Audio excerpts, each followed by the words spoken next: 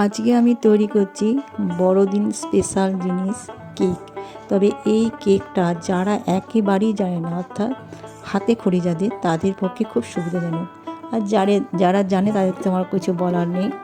যাই হোক, কেকটা আমি তৈরি করা কিভাবে প্রথম থেকে শেষ পর্যন্ত দেখিয়ে দিচ্ছি। প্রথমে আমি একটা বাটির মধ্যে পুরো মেপে, যে বাটিতে আমি 1 কাপ নিয়ে নিলাম ময়দা বা আটা, যে যার খুশি সেটাই নেবে। ওইখানে ওই বাটিতে হাফ কাপ তেল নিলাম। আর এখানে আমি কিছু ড্রাই ফ্রুটস কুচিয়ে রেখে দিয়েছি। আর এখানে আছে বেকিং পাউডার, আর এখানে হলো দুধ, আর একটু দেব বেকিং সোডা।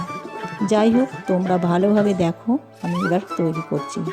তেল আর ময়দা চিনি আর ময়দা আমি দিয়ে দিয়েছি। প্রথমে দিয়েছিলাম চিনি, 1 বাটি চিনিটা তোমরা পরিমাণ মতো দেবে। তার সাথে দিয়ে দিয়েছি তেল।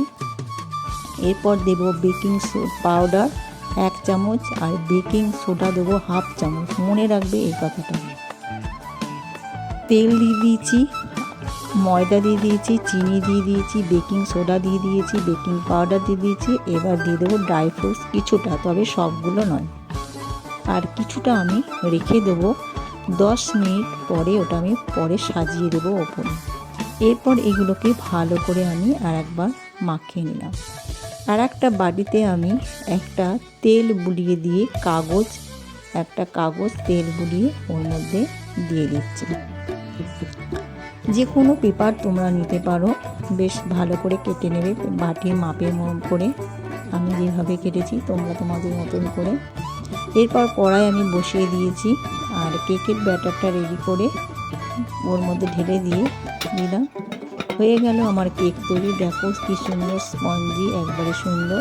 তবে ড্রাই ফ্রুটসটা যখন 10 মিনিট পরে আমি দিয়েছিলাম, ওটা দেখাতে একবারে ভুলে গেছি, স্কিপ হয়ে গেছিলো। যাই হোক, 10 মিনিট পরে ওপর থেকে সাজিয়ে দেবে, তৈরি হয়ে যাবে ক্রিসমাসে।